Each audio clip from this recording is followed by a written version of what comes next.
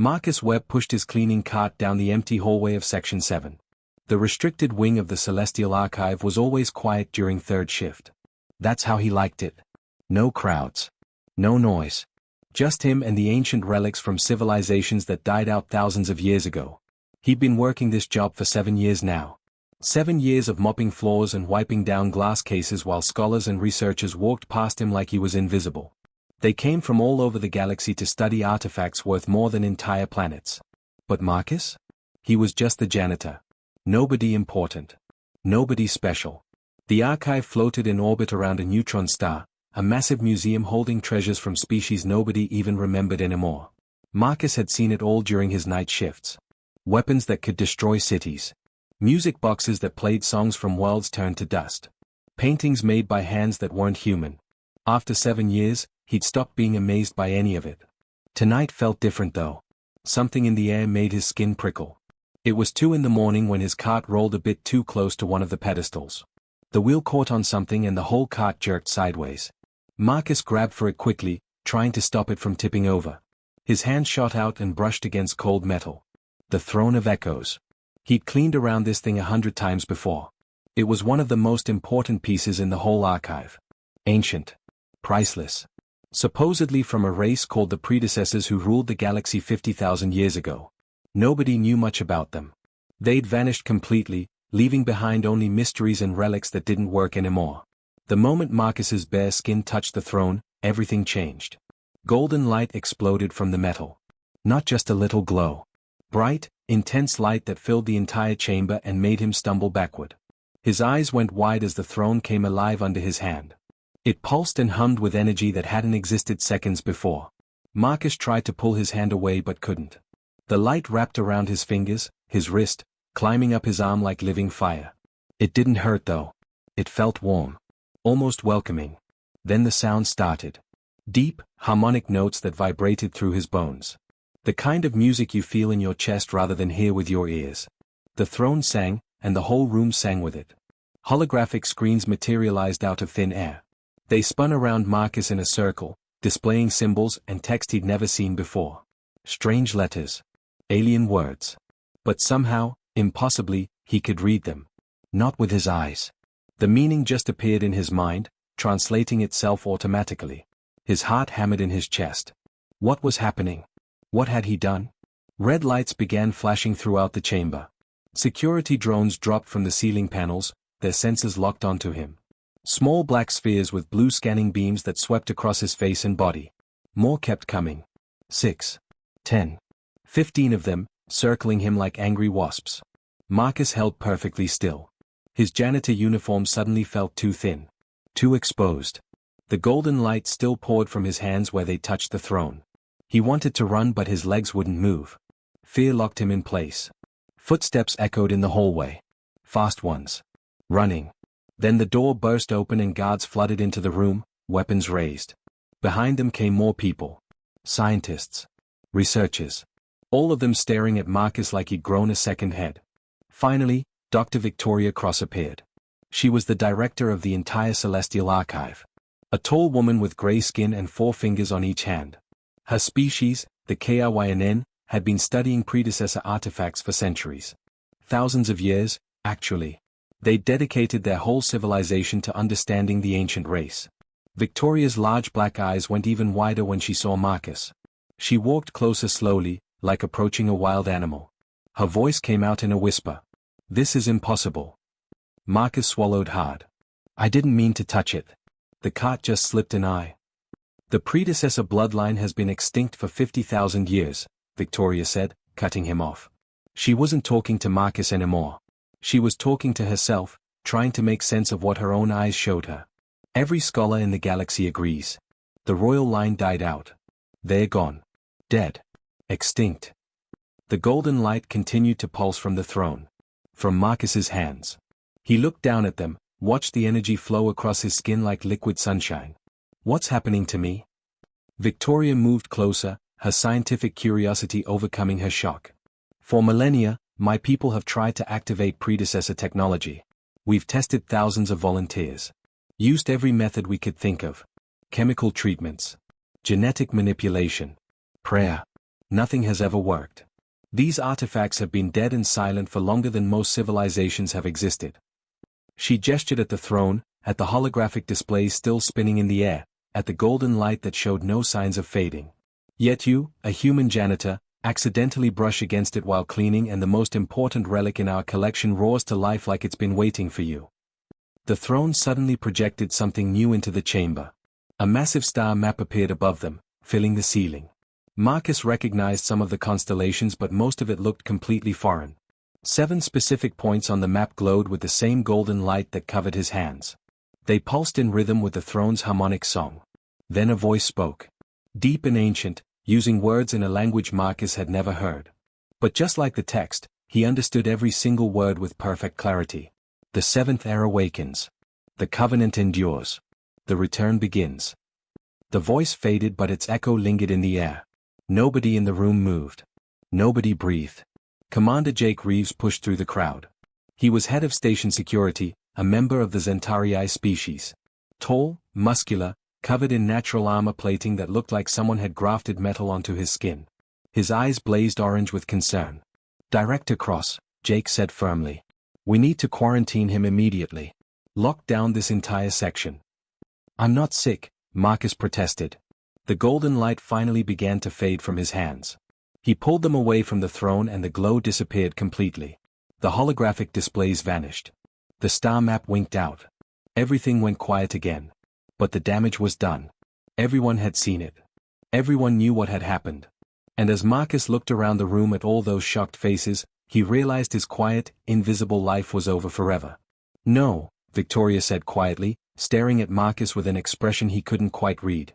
You're not sick, Marcus Webb. You're something far more valuable than that. She paused, and when she spoke again, her voice carried a weight that made Marcus's stomach drop. And far more dangerous. Tyler sat in what they called a luxury research cell, but it felt more like a prison with better furniture. The room had soft lighting, comfortable chairs, and a bed that adjusted to his body temperature. But the door was locked from the outside. Armed guards stood in the hallway. And somewhere out there in the galaxy, powerful people were deciding what to do with him. He'd been here for 3 days now.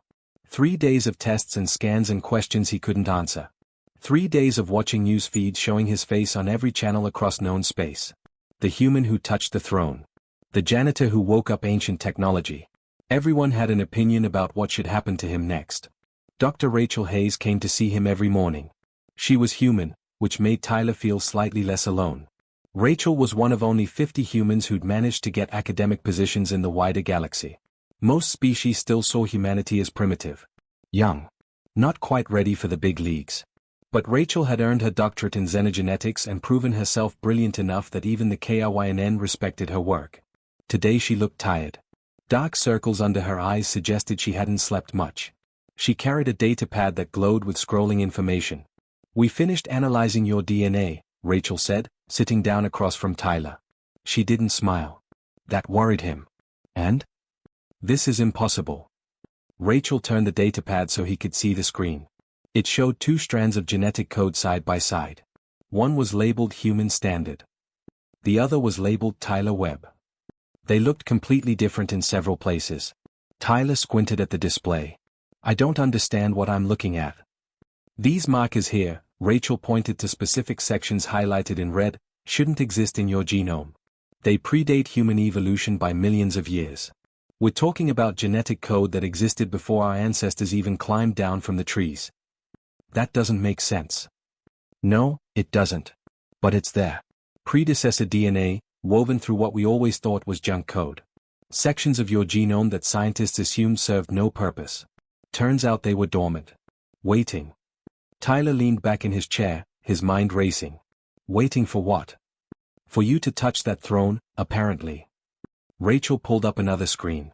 The predecessors didn't just vanish, Tyler. They planned their exit. They seeded their genetic material across the galaxy, encoding it into primitive species that showed promise. Species they thought might one day be worthy of their legacy. You're saying they put their DNA in humans? On purpose. In humanity, yes. But also in dozens of other species. Most of those species died out over time. Wars. Natural disasters. Evolution taking different paths. We found records of at least 40 seed species. You know how many are still alive? Tyler shook his head. 1. Just humans. And even then, the genetic markers have been diluted over thousands of generations. Mixed and remixed until they became background noise. We tested over 2 million humans in the last 3 days. You know how many carry active predecessor markers? How many? Just you.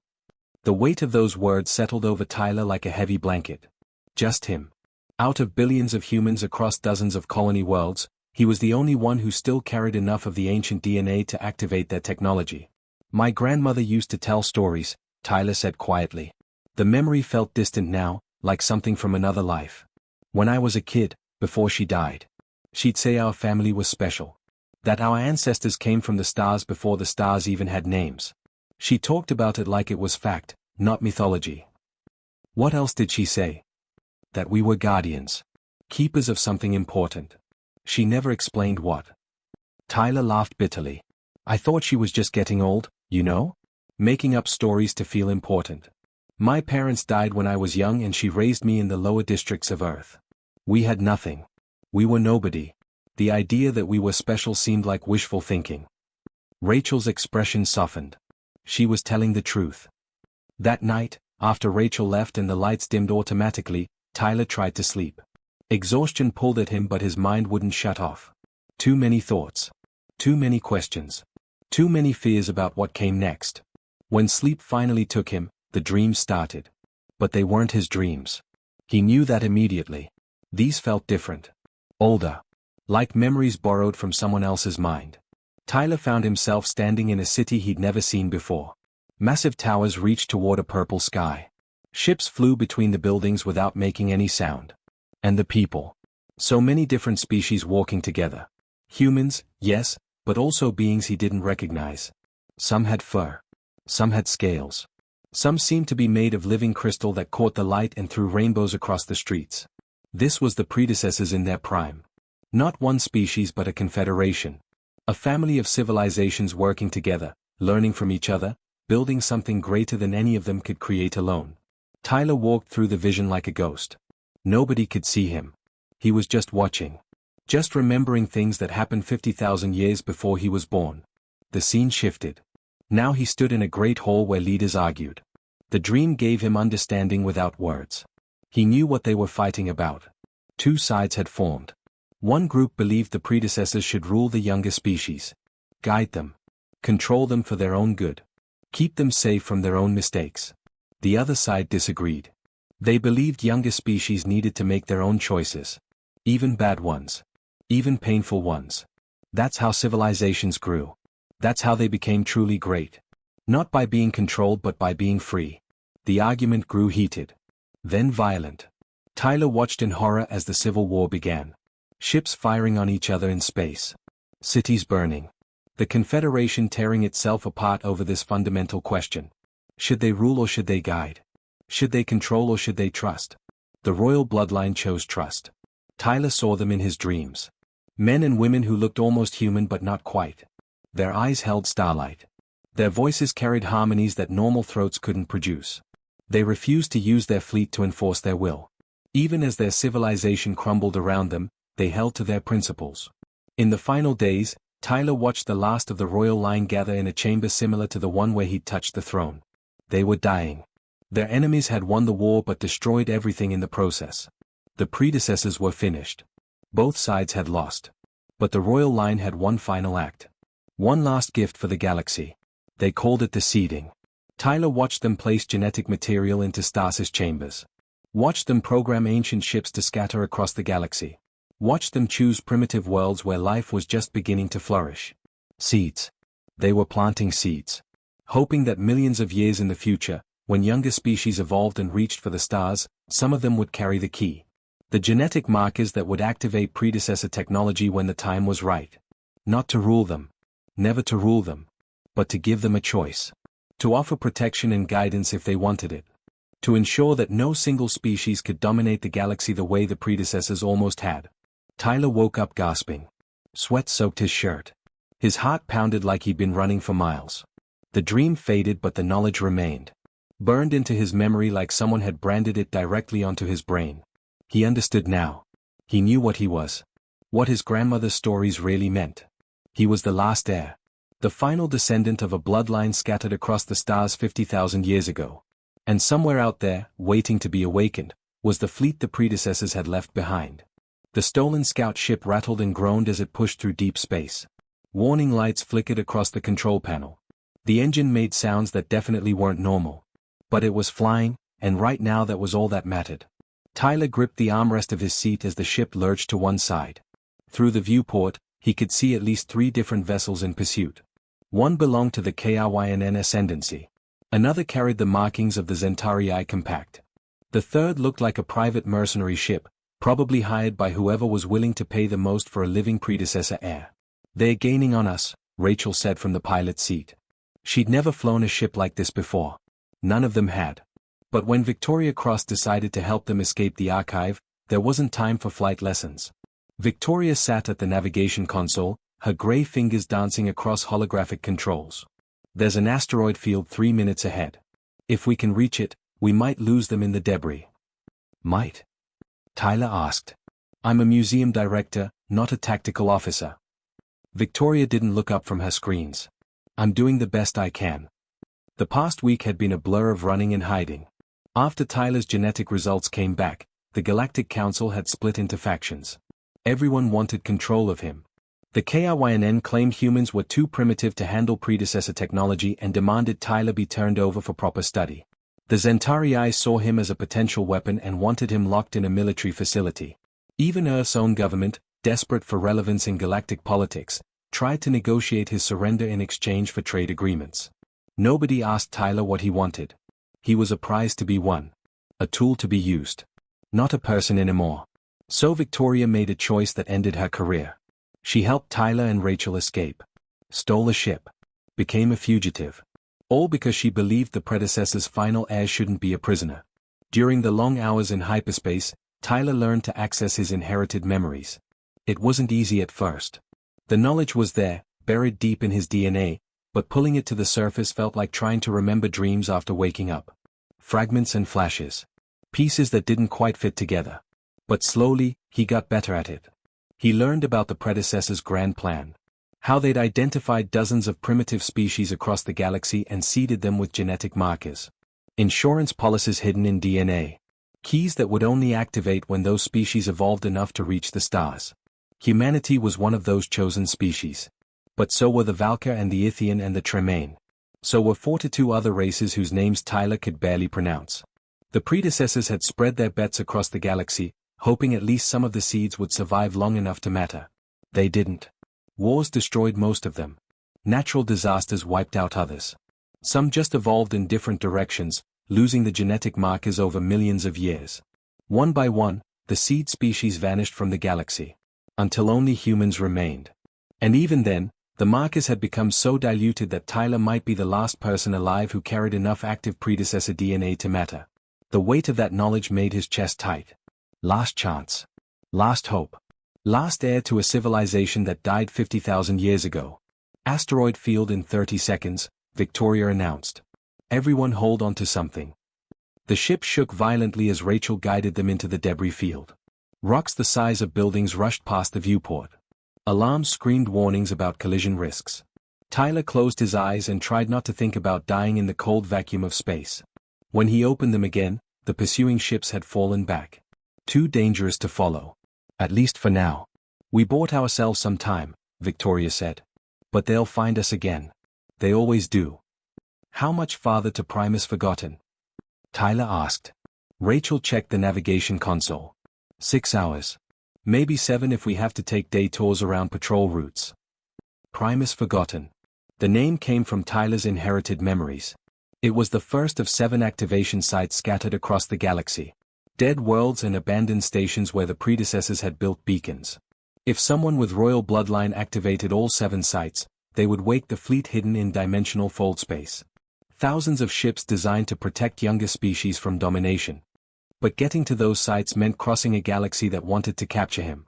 It meant staying one step ahead of enemies who had more ships, more weapons, more resources. It meant trusting that his DNA carried the right codes to activate technology that had been silent for 50 millennia. No pressure. They reached Primus Forgotten just as the ship's fuel reserves dropped into the red zone. The planet looked dead from orbit. Gray surface. No atmosphere. No vegetation. Just endless wasteland scarred by ancient weapons that had turned the whole world into a graveyard. Sensors are picking up massive underground structures, Victoria said. Right where your memory said they'd be. They landed in the ruins of what might have been a city once. Hard to tell. Whatever stood here before had been reduced to rubble and dust. Tyler suited up in environmental gear and stepped out onto the lifeless surface. The beacon chamber entrance was exactly where his memories told him it would be. A massive door carved into the side of a cliff, covered in symbols that glowed faintly when he approached. Tyler placed his hand against the stone. Golden light erupted from his palm. The door recognized him. Recognized what he carried in his blood. Ancient mechanisms grown to life after 50,000 years of silence. The door split down the middle and opened. Inside, stairs descended into darkness. Tyler activated his helmet lights and started down. Rachel and Victoria followed close behind, their footsteps echoing in the vast empty space. The stairway seemed to go on forever. Down and down into the planet's crust. Tyler's legs burned from the effort, but he kept moving. The inherited memories pulled him forward like a compass pointing home. Finally, the stairs ended.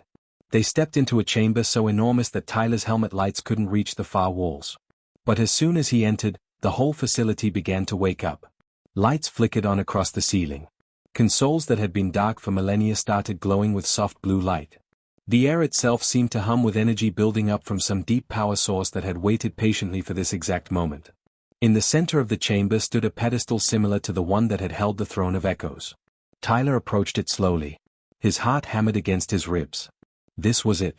The first activation. Once he touched that pedestal, there would be no going back. He placed both hands on the ancient metal. The chamber exploded with golden light. Energy poured through Tyler like electricity. Not painful but intense. Overwhelming. His inherited memories surged forward all at once, showing him everything. The facility's purpose. Its connection to the other 6 sites. The fleet waiting in fold space for the signal to return. Then the holographic predecessors appeared. Full-size projections of people who'd been dead for 50,000 years. They looked almost human, but their eyes held starlight and their voices carried harmonies that normal throats couldn't produce. Recordings left behind for whoever finally activated the beacons. The lead figure stepped forward. She wore robes that seemed to be made of liquid light. When she spoke, Tyler understood every word through his genetic connection. If you are seeing this, then our plan has succeeded. One of the seed species has survived. Evolved. Reached for the stars. And carried our gift forward through the ages. The hologram gestured and the chamber walls lit up with star maps and technical displays. The covenant is simple. Younger species must be free to choose their own paths. But guidance and protection should be available to those who seek it. The fleet exists to prevent any single species from dominating the galaxy. To stop what almost destroyed us from happening again. Other holograms appeared, showing ships of incredible design. Thousands of them. An entire armada hidden away, waiting. 7 beacons must be activated. 7 sites across the galaxy where our last stronghold stood. Only someone carrying the royal bloodline can complete this task. Only someone who understands our failure and our hope. The lead hologram looked directly at Tyler. Really looked at him, even though she'd recorded this message before his species even existed. The choice will be yours, heir. We trust you to choose wisely. The holograms faded. The golden light diminished. Tyler pulled his hands away from the pedestal, breathing hard. 1 down, he said quietly. 6 to go. Then alarms started blaring. Victoria checked her datapad and her face went pale. We have incoming ships. A lot of them. Through the chamber entrance, Tyler could see dots of light descending through the planet's atmosphere. The enemy had found them. And they were coming fast. Retry S. Threshold station hung in space like a massive metal wheel, slowly rotating to create artificial gravity. Once it had been a predecessor military outpost. Now it was a trading hub where dozens of species came to buy, sell, and make deals away from government oversight. The perfect place to get lost in a crowd. Tyler pulled his hood lower over his face as they walked through the crowded market district. Merchants shouted in a dozen different languages, hawking everything from exotic foods to illegal weapons. The air smelled like spices and machine oil. Aliens of every shape and size pushed past without giving him a second glance. That was the idea anyway. Stay anonymous. Blend in. Get to the beacon chamber hidden deep in the station's old sectors and get out before anyone recognized him. But staying anonymous was getting harder every day. Tyler's face was on every news feed across the galaxy now. The human who could activate predecessor technology. The janitor who might hold the key to an ancient fleet. Everyone had an opinion about what should happen to him. Some called him humanity's savior. Others called him a thief stealing technology that belonged to more advanced species.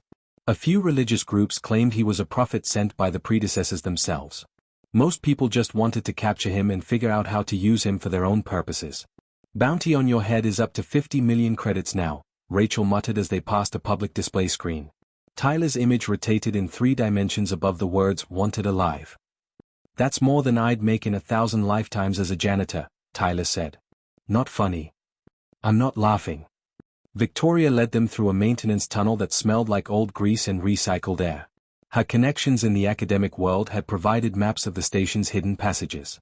Routes that maintenance crews used but regular visitors never saw. The news from Earth made Tyler's stomach hurt. Multiple alien fleets now surrounded his home world, claiming they were offering protection.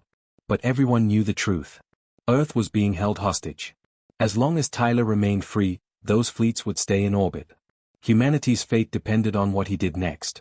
The pressure of that knowledge weighed on him constantly. Every choice he made affected billions of people who'd never asked to be part of this. Ordinary humans just trying to live their lives, now caught up in a galactic power struggle because someone from their species happened to carry ancient DNA. They reached the old sector after 2 hours of walking through tunnels and crawl spaces. The beacon chamber was hidden behind what looked like a derelict storage room. Tyler placed his hand on the wall and felt the familiar tingle of recognition. The predecessor technology knew him. Knew what he carried in his blood. The wall dissolved into golden light, revealing a passage beyond. They stepped through quickly and the wall reformed behind them. Inside, the second beacon waited on its pedestal. Tyler activated it with both hands, and the rush of inherited memories hit him like a wave. He saw more of the predecessor civil war this time. Watched the royal bloodline refuse to deploy their fleet even as their enemies burned their worlds. They chose principle over survival. Chose freedom for others over dominance for themselves. They chose extinction over tyranny. The activation completed and Tyler staggered back, breathing hard. 2 down. 5 to go. But with each activation, something was changing inside him. He could feel it. The genetic markers in his DNA were burning brighter, more active. His body wasn't designed to channel this much predecessor energy. The activations were taking a toll. "You're bleeding," Rachel said, pointing to his nose. Tyler wiped it away. "I'm fine." "You're not fine. Your body is breaking down." Victoria checked her medical scanner and frowned at the results.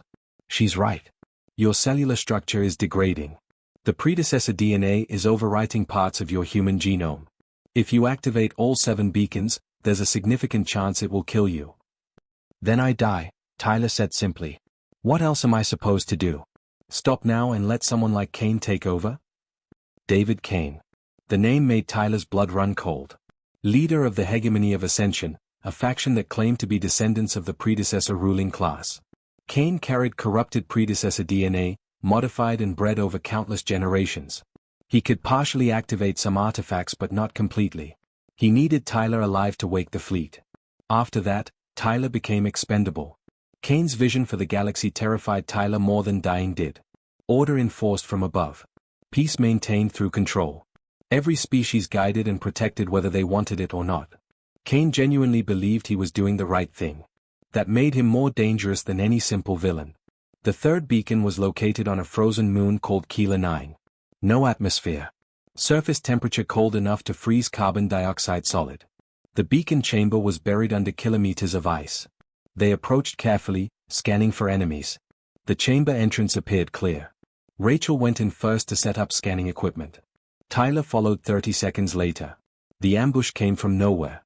Armed soldiers dropped from hidden positions in the ice walls. Not hegemony troops. Bounty hunters. At least a dozen of them, all wearing heavy armor and carrying weapons designed to capture rather than kill. Tyler was worth 50 million credits alive. Dead he was worthless. Rachel drew her sidearm but there were too many of them.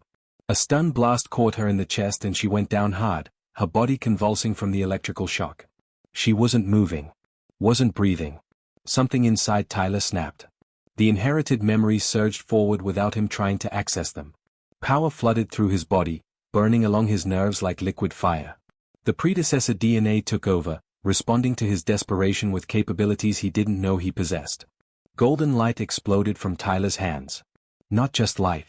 Energy. Raw power that the predecessors had built into their genetic code.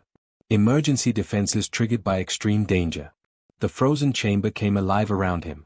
Ancient security systems that had been dormant for 50,000 years suddenly activated, recognizing Tyler as authorized royalty under threat. Weapons emerged from the walls. Force fields snapped into place. The entire facility became an extension of Tyler's will. The bounty hunters didn't stand a chance. Defense drones cut them down in seconds. The ones who survived fled back through the ice tunnels, scrambling over each other in their panic to escape. Tyler dropped to his knees beside Rachel. She wasn't breathing. Her heart had stopped. The stun blast had been set too high, designed for species with stronger physiology than humans. He pressed his glowing hands against her chest. He didn't know what he was doing. Didn't have training or knowledge. Just desperation and the inherited memory screaming at him that the predecessors had technology that could heal. Could save. Could bring back. Golden energy poured into Rachel's body. Tyler felt something inside himself tear. Felt parts of his own life force flowing out to restart hers. The genetic activation was burning through him faster now, consuming his humanity to power abilities he barely understood. Rachel gasped and her eyes flew open. She coughed and rolled onto her side, alive but weak. Tyler collapsed beside her. Blood ran from his nose, his ears, the corners of his eyes. His hands shook uncontrollably. Every cell in his body felt like it was on fire. Victoria reached them seconds later, medical scanner already out. Her face went pale as she read the results. Tyler, your genetic structure is breaking down rapidly. You're burning out. If you keep using predecessor abilities like this, you won't survive long enough to reach the 7th beacon. Rachel was dying, Tyler said through gritted teeth. What was I supposed to do? I know. But you need to understand what's happening. Every time you access these abilities, you're trading parts of your humanity for predecessor power. Eventually there won't be enough human left to sustain you. Tyler pushed himself to his feet, legs shaking. Then we need to move faster. Activate the remaining beacons before I burn out completely. He looked at the third pedestal across the chamber. The beacon waited for him. 4 more after this one. 4 more chances for his body to fail. 4 more steps toward either saving the galaxy or dying in the attempt. Rachel grabbed his arm weakly. You don't have to do this alone. We can find another way. There is no other way. Tyler pulled free gently and walked toward the beacon. The predecessors chose my species for this. Chose my family line. Chose me. I'm not going to waste their gift by dying in a cave because I was too scared to finish what they started. He placed his hands on the third beacon and felt the familiar surge of activation energy. This time the pain was worse. Sharper. His vision went white and he tasted copper in his mouth. But the beacon activated. 3 down. 4 to go. When his vision cleared, Tyler saw his reflection in a piece of polished metal nearby. His eyes had changed. They held flecks of gold now, just like the holograms of the predecessors. The transformation was accelerating. He was becoming something else. Something caught between human and predecessor. Something that might not survive to see the end. But he'd made his choice. The same choice the royal bloodline made 50,000 years ago. Principle over survival. Freedom for others over safety for himself. If that killed him, at least he'd die for something that mattered. The cradle of stars looked like a graveyard from space. Shattered planets floated in pieces around a dying red giant that had once been a vibrant yellow sun. Dead ships drifted in eternal orbit, frozen exactly where they'd fallen 50,000 years ago. This had been the predecessor home system. The birthplace of their civilization. Now it was just ruins and memories. Tyler's ship dropped out of hyperspace and immediately detected dozens of other vessels. The hegemony fleet filled the void with warships bearing David Kane's insignia. But they weren't alone. Galactic Council forces had arrived too. And independent factions. And bounty hunters. Everyone who wanted a piece of the predecessor legacy had gathered here for the final confrontation. This is it, Victoria said quietly from the navigation console. The 6th activation site. After this, only one remains. Tyler nodded but didn't speak. His body was failing rapidly now. 5 beacon activations had taken their toll. Gold light flickered constantly beneath his skin. His eyes glowed even when he tried to hide it. Parts of his human DNA were simply gone, overwritten by predecessor genetic code that his body couldn't fully sustain. He was dying. Everyone knew it. The question was whether he'd live long enough to finish. Rachel had discovered something in Victoria's archive data during the journey here. An eighth location that wasn't on the original star map. A fail-safe site where someone with royal bloodline could speak directly to the fleet's governing intelligence. Could potentially change the fundamental nature of the choice. But accessing that eighth site required reaching it first. And Kane stood in the way. Their ship approached the central activation chamber, a massive structure that had once been the predecessor Capitol building. It floated alone in space now, separated from the planet it once stood upon. The planet itself was just debris now, torn apart by weapons during the Civil War. Tyler suited up in environmental gear one last time. His hands shook as he sealed the helmet. Not from fear. His nervous system was breaking down. Basic motor control required concentration now. You don't have to go alone, Rachel said. We can come with you. Kane asked to meet me directly. Just him and me. If I bring backup, people die. His people, our people, everyone in the crossfire. Tyler checked his oxygen supply. I'm not letting anyone else get hurt because of me. That's very noble, Victoria said. Also very stupid. Probably. Tyler managed a weak smile. But I've been stupid this whole time and it's worked out so far. He crossed to the airlock and paused at the door. Looked back at Rachel and Victoria. The two women who'd given up everything to help a janitor they barely knew. Who'd become fugitives and criminals just to give him a chance to complete his mission. Thank you, Tyler said. For everything. If this goes wrong. It won't, Rachel interrupted. You're going to finish this. Activate the beacons. Wake the fleet. Then we're going home and you're going back to complaining about cleaning floors. Tyler nodded, not trusting his voice. Then he stepped into the airlock and cycled it open. The journey across empty space to the activation chamber took 20 minutes with his suit's thrusters. Tyler moved slowly, conserving energy. Around him, ships from every faction watched but didn't fire. Everyone wanted to see how this ended. Kane waited inside the central chamber. He stood beside the sixth beacon pedestal, arms crossed, looking completely calm. He'd removed his helmet. Somehow he could breathe in here. The chamber must still have working life support after all these millennia. Tyler landed carefully and checked his suit readouts. Oxygen good.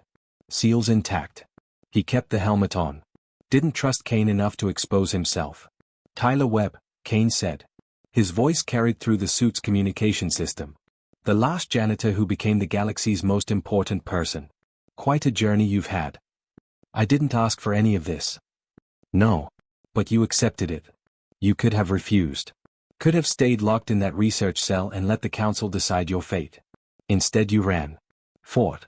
Activated 5 beacons and came here to finish what the predecessors started. Kane gestured around the empty chamber. That takes courage. I respect that. You tried to kill me 3 times.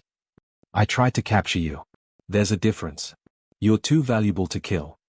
Kane walked closer. Join me, Tyler. We can end suffering together. The fleet isn't just weapons. It's medical technology. Agricultural systems. Clean energy. Education. Everything the predecessors used to uplift primitive species and guide them toward prosperity. By forcing them, Tyler said. By taking away their choice. Is choice really more important than survival? Than peace? Kane's voice carried genuine passion. I've seen wars that killed billions. Plagues that wiped out entire worlds. Famines that could have been prevented with predecessor technology. And what stopped that technology from helping? Pride. Politics. Species too stubborn to accept guidance from those who knew better. Tyler understood the seduction in Kane's words. The logic was almost compelling. Almost. But the inherited memories showed him the truth that Kane either couldn't see or refused to acknowledge. The predecessors learned something important before they died, Tyler said. Control corrupts. Even benevolent control. Even when you think you're helping. The moment you take away someone's right to choose, you diminish them. Make them less than they could be. They were weak, Kane said flatly.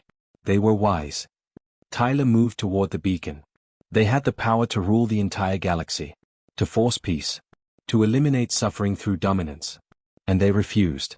Chose to let their civilization die rather than become tyrants. And look what that got them. Extinction?